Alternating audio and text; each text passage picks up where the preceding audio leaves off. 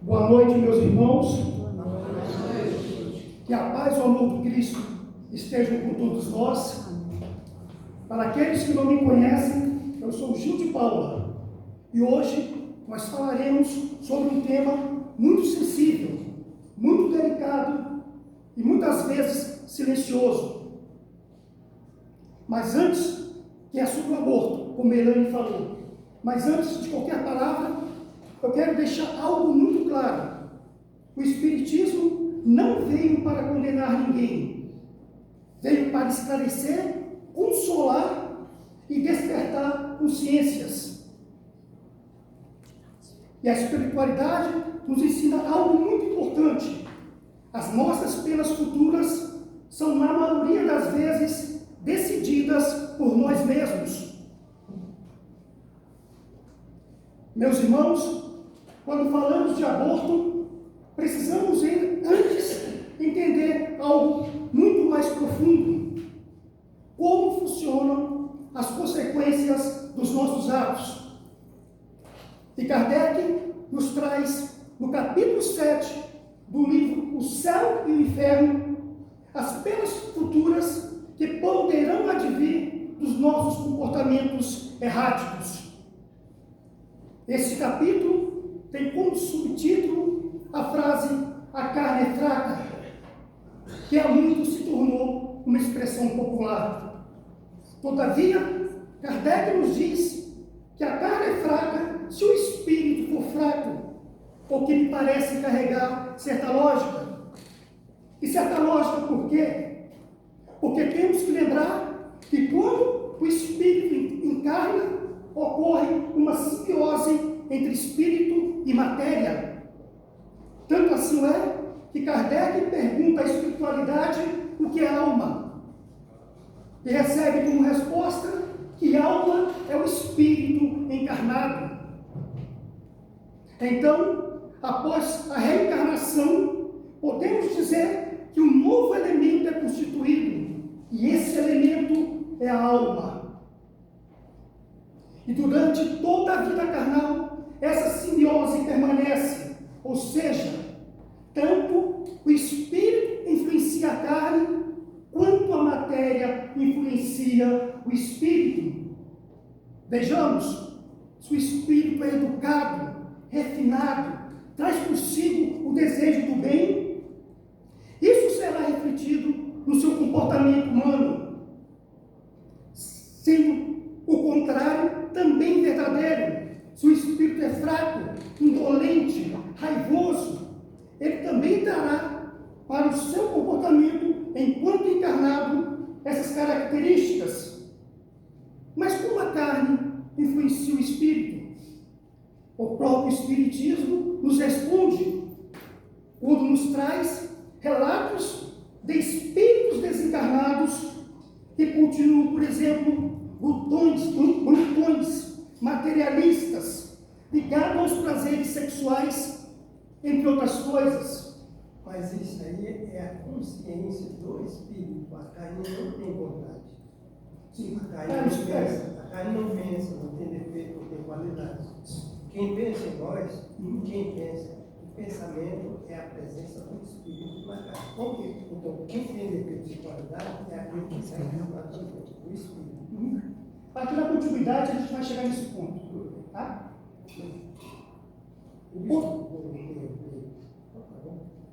Outro exemplo, uma pessoa que está passando por dificuldades financeiras, está cheia de dívida, perdeu o emprego.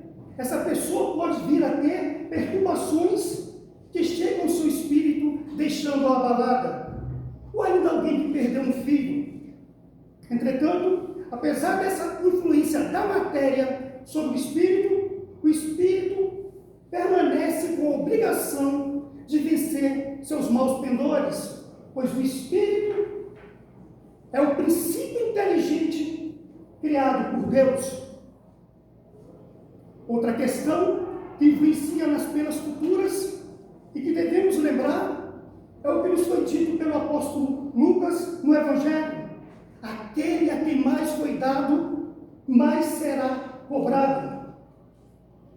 Ou seja, as responsabilidades dos nossos atos são proporcionais ao nosso desenvolvimento intelectual e ao cabedal de conhecimentos que temos. Quanto mais esclarecidos formos, menos desculpáveis se tornam os nossos atos mais indignos. As penas futuras não são uma teoria que nasce do nada. Elas nos são trazidas pelos próprios Espíritos em suas diversas comunicações conosco, o que certamente serve para nos alertar sobre a consequência dos nossos atos.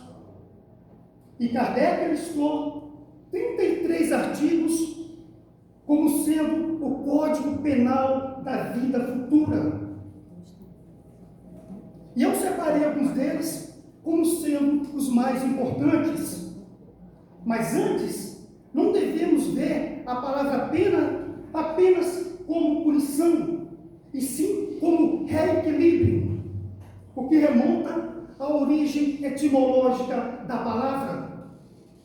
As penas possuem características preventivas, retributivas e educativas. Retributiva, para que a pessoa sinta em seus próprios aspectos as consequências daquilo que causou. Como, por exemplo, vemos na expiação preventiva, porque alguém, ao ver pelo que outro passa, não vai querer passar pelo mesmo. No caso de uma prisão educativa, porque a pessoa passando por certas dificuldades tem a oportunidade de repensar aquilo que fez e o mal que causou. Então, vamos aos artigos. Primeiro, justiça perfeita.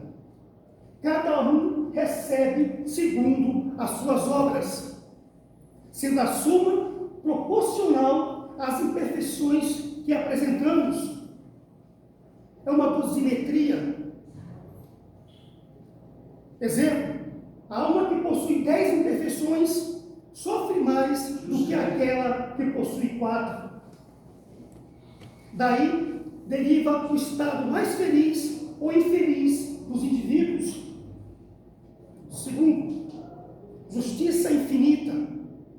O bem e o mal são rigorosamente considerados, são rigorosamente pesados. Todo mal realizado é uma dívida contraída, que deve ser paga em uma existência presente ou em uma existência futura. Terceiro, não existem penas eternas.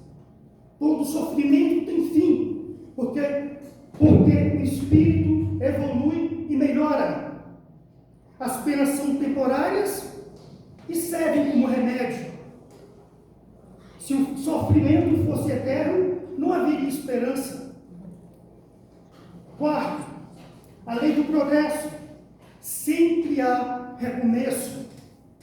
A lei do progresso está atrelada à reencarnação, que nos dá a oportunidade de recomeçarmos. Vamos nos lembrar o que nos disse Chico Xavier. Ninguém pode fazer um novo começo, mas todos nós podemos fazer um novo fim. O passado é imutável. Nós não temos como apagá-lo. Mas o presente está sendo escrito a lápis. 5. Arrependimento, reparação e expiação. São as 3 condições para apagar os traços das nossas faltas. Arrependimento, ele pode se dar a qualquer momento e a qualquer tempo, mas quanto mais demorar, mais o indivíduo sofrerá. Expiação, sofrimentos físicos e morais pelos quais temos que passar. Reparação, junto a quem praticamos o mal ou por meio da prática do bem. Muitas vezes não é possível nós repararmos os males que causamos à própria pessoa, mas pela prática do bem é possível, pelo menos, amenizarmos essas nossas faltas. Eu vou contar uma história pessoal. Eu, há alguns dias, estive na casa de um tio, que é evangélico, e conversa vai, conversa vem, nós entramos na questão do perdão. E ele me disse que, a partir do momento em que a pessoa se arrependesse, a pessoa estaria perdoada. Eu, então, procurei explicar para ele a questão da expiação e reparação, mas ele não conseguiu aceitar. Então, nós espíritas, que sabemos que é fundamental para realmente sermos perdoados, temos que saber que vamos ter que passar pela expiação e pela reparação. No livro Há 2000 anos, psicografado por Chico Xavier, ditado por Emmanuel, o senador Publio Lentulus perde a grande oportunidade da vida dele. Publio Lentulus é uma das reencarnações do próprio Emmanuel. Admoestado que ele é pela sua esposa Lívia, pois a filha deles está doente, ele vai em busca de Jesus para pedir pela cura da filhinha, pois Lívia já sabia da capacidade do Cristo. Ele, no alto do seu orgulho romano, sai escondido, sai pelos becos, mas Jesus vai no encontro dele e lhe promete que fará a cura da sua filha, porque realmente é fé. Mas nesse momento, Jesus faz um convite a Públio para que ele se torne um novo homem, para que ele abandone o velho homem, para que ele faça a sua reforma íntima e para que o siga. Mas no alto da sua soberba, no alto do seu orgulho, Publio Lentulus pensa: quem é esse homem simples para dizer a mim que eu tenho que segui-lo? É um senador da República que comanda várias pessoas? Mas, se Publio Lentulus tivesse atendido ao chamado do Cristo, 50 anos depois, não teria se tornado o escravo da história. Portanto, meus amigos, que todos nós estejamos atentos para que, quando o chamado do Cristo vir até nós, nós possamos atendê-lo prontamente.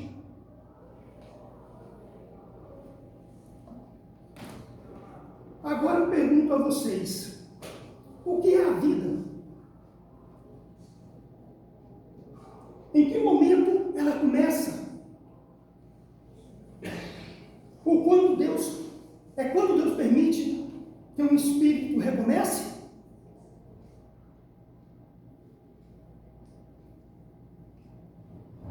Allan Kardec, na questão 358 do Livro dos Espíritos, pergunta à espiritualidade: é crime o aborto provocado?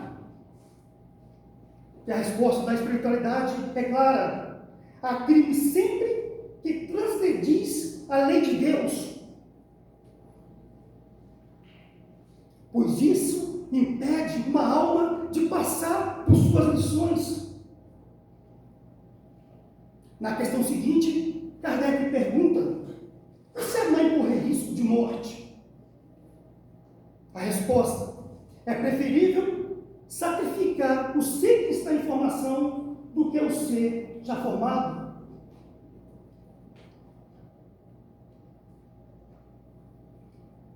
Eu agora vou trazer alguns dados que eu acredito que chocarão algumas pessoas aqui presentes. No mundo todo, ocorrem cerca de 73 milhões de abortos por ano, equivalendo a aproximadamente 200 mil abortos por dia. 200 mil abortos por dia. Cerca de 6 em cada gestações não planejadas terminam em aborto. 45% dos abortos são inseguros, clandestinos ou sem estrutura adequada. Ou seja, cerca de 25 milhões de abortos inseguros por ano. Abortos inseguros são responsáveis por 4,7 a 13% de todas as mortes maternas no mundo. Cerca de 800 mil a 1 milhão de abortos ocorrem por ano no Brasil. Então temos que 200 mil almas deixam de encarnar por dia pela ação dos encarnados. 200 mil almas não encarnam por dia. Temos que 200 mil espíritos deixam de vir cumprir as suas missões dadas por Deus.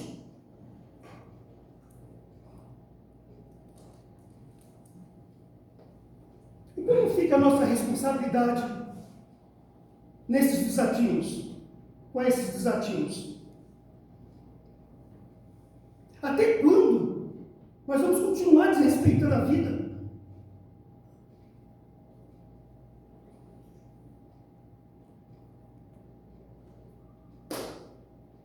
Eu tinha 12 anos, estudava no colégio de Taguatinga Norte, CTN, fazia um curso ginasial.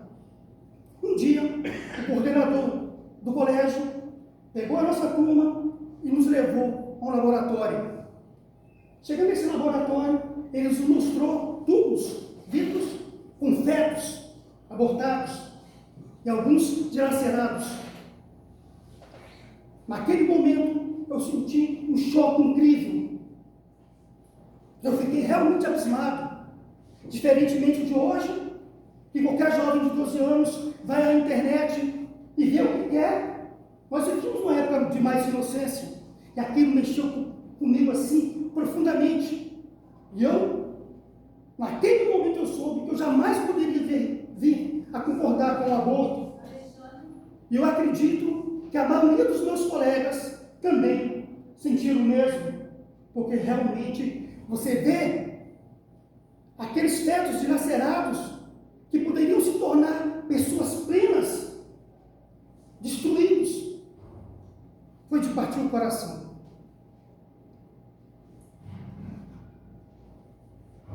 Agora eu vou trazer algumas histórias reais. Eu vou falar sobre Steve Jobs, Oprah Winfrey e Andrea Bocelli.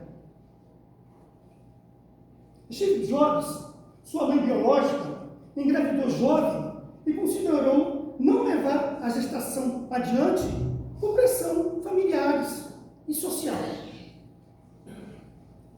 Ele foi colocado para adoção logo após que nasceu.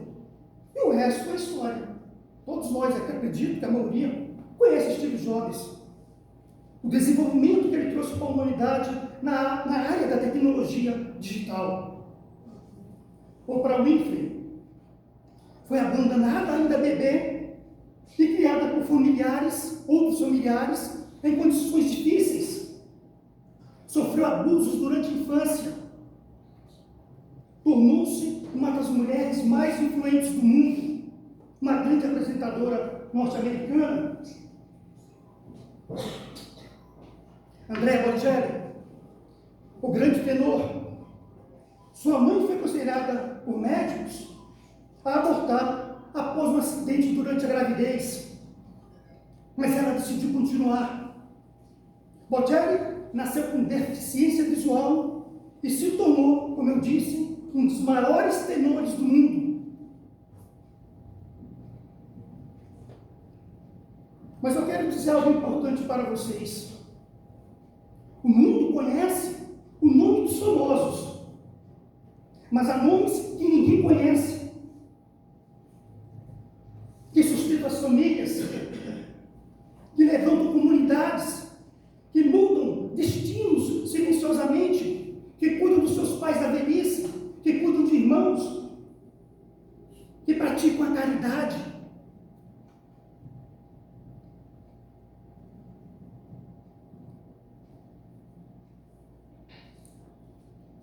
Bem, eu agora vou ler um poema e eu gostaria que vocês apenas ouvissem com os ouvidos da alma. O poema tem a ver com o nosso tema. Eu dei nome a esse poema de Antes do Primeiro Choro. Eu quase fui nome, carinho e destino, um riso pequeno, um passo menino, um sonho guardado em forma de luz, mas foi só silêncio que o tempo não traduz. No útero eu era esperança a crescer, um sopro de vida querendo viver. Senti o abrigo, o calor que sustém, sem saber que o medo falava também. Mãe, senti tua dúvida fria e calada. Pai, tua presença distante, abafada. Palavras suspensas, olhares sem voz. E o mundo decidindo por todos nós. Eu seria um encontro de dois corações, um traço de amor em suas feições.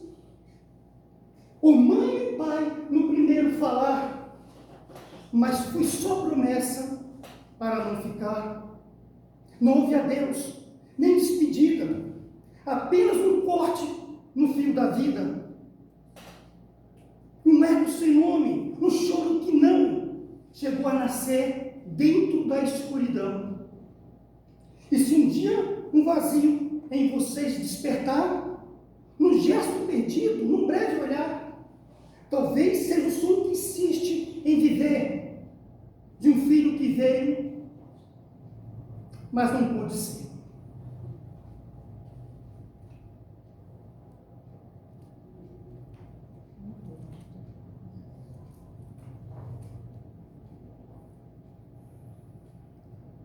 Meus irmãos, a doutrina espírita, conforme nos ensina Joana de Ângeles, não veio para condenar ninguém, veio para esclarecer.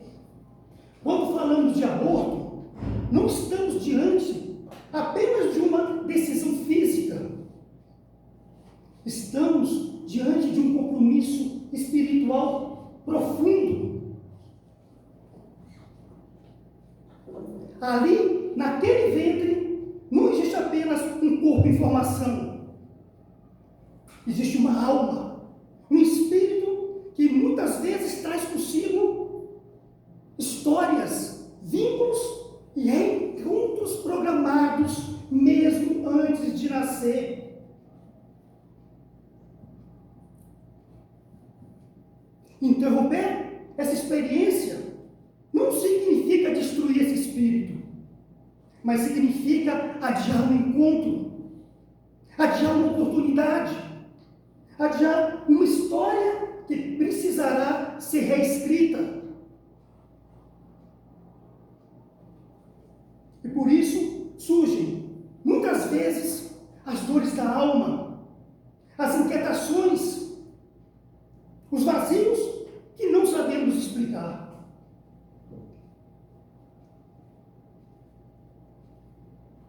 Mas é aqui que entra a grandeza da lei divina.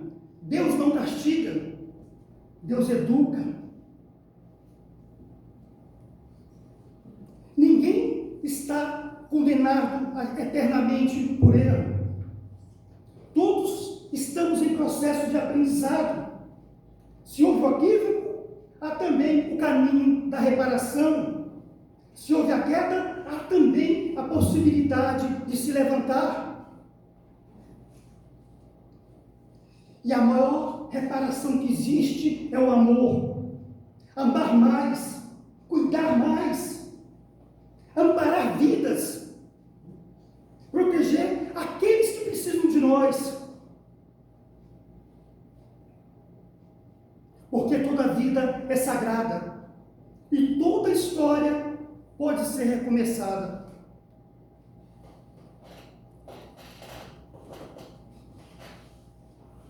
Conta-se que no mundo espiritual uma jovem mãe chorava. Ela havia deixado o corpo físico há pouco tempo e carregava no peito uma dor que não passava. Ao seu lado, um espírito luminoso a amparava com ternura. Por que eu não consigo me perdoar? Perguntava ela. O benfeitor espiritual, com serenidade, respondeu: porque você já despertou para a verdade, e isso é o primeiro passo. Ela então, com lágrimas nos olhos, disse: eu interrompi a vida do meu filho, eu tirei a chance dele nascer. O mentor a olhou com profunda compaixão e disse: você não tirou a vida dele, você adiou o encontro. A vida não pode ser destruída, a vida sempre continua. Mas ele me odeia? Pergunta ela novamente. O espírito sorri com doçura. Não, ele aguarda. E mais do que isso, ele ainda te ama. A mulher caiu em pranto. Existe alguma forma de reparar? E o mentor respondeu: sempre existe. E apontando para o horizonte, mostrou a ela uma cena futura. Mostrou para ela uma cena do futuro. E ela se viu novamente na terra. Em outra vida, segurando nos braços uma criança. E ao olhar nos olhos daquele menino, sentiu algo diferente, profundo, eterno. É ele? Disse ela emocionada. Sim, respondeu o mentor. A misericórdia divina permite que histórias sejam reescritas. E o amor será um instrumento de sua reparação. A mulher então compreendeu que Deus não escreve destinos de condenação, mas oferece caminhos de reencontro.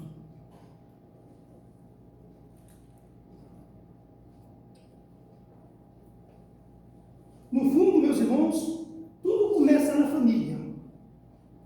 E talvez muitas decisões difíceis nasçam onde falta diálogo, onde falta acolhimento, onde falta amor. Agora eu quero convidar a nossa irmã Ana para cantar uma música.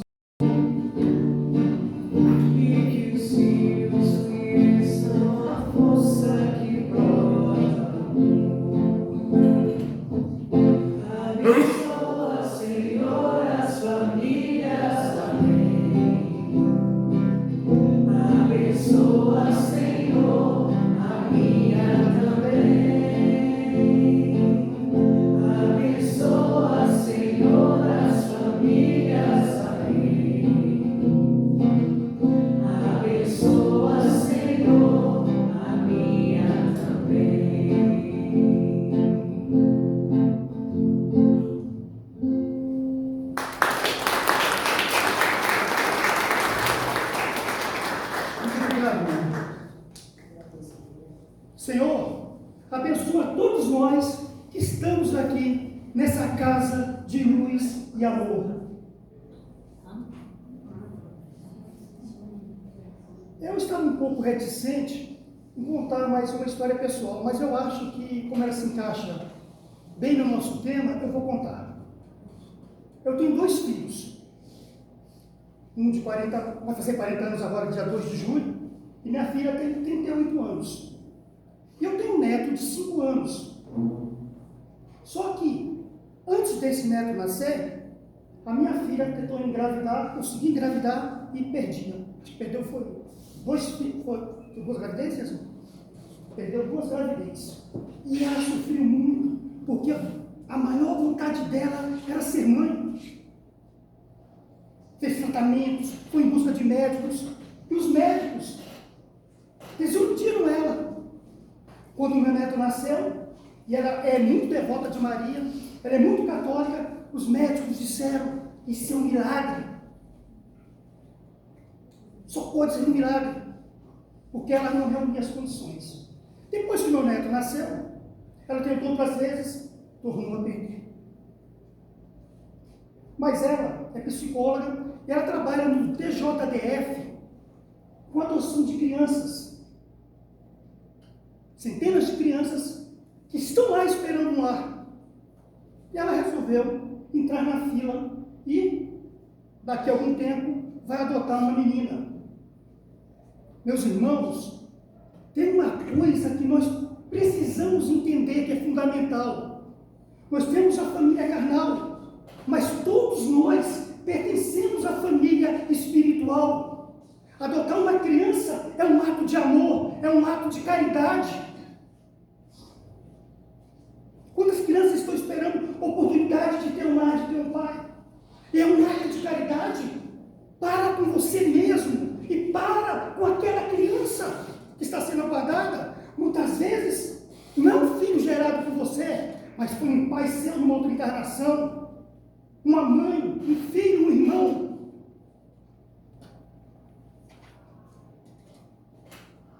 É uma caridade do mais alto valor quando adotamos alguém. Quando fazemos desse alguém filhos do nosso coração. Tá? Então, se alguém estiver passando por isso, pense um pouquinho nisso que eu estou falando. E minha filha está muito contente, porque ela já sabe que vai receber a filhinha que nós todos vamos amar. E com certeza não é como se fosse nossa. Essa filhinha que ela vai receber é nossa. Pois, como eu disse, todos somos irmãos, filhos do mesmo Pai.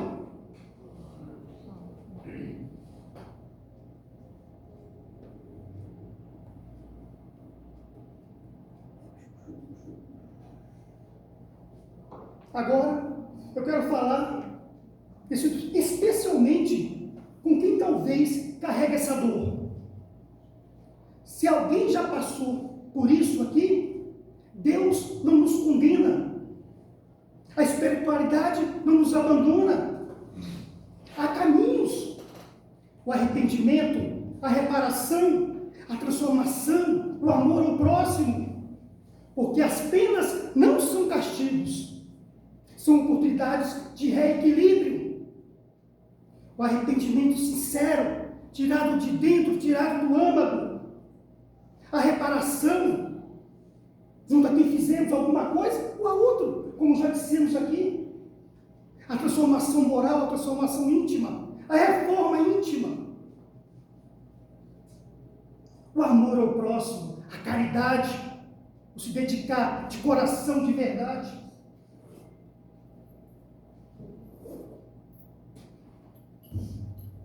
Cada vida interrompida é uma história que não chegou a ser contada. Mas cada consciência despertada é uma vida que pode ser protegida a partir de hoje, a partir de agora. E para finalizarmos, que possamos sair daqui sem julgamentos, sem condenação, mas com mais amor, com mais responsabilidade e mais respeito pela vida. Muito obrigado.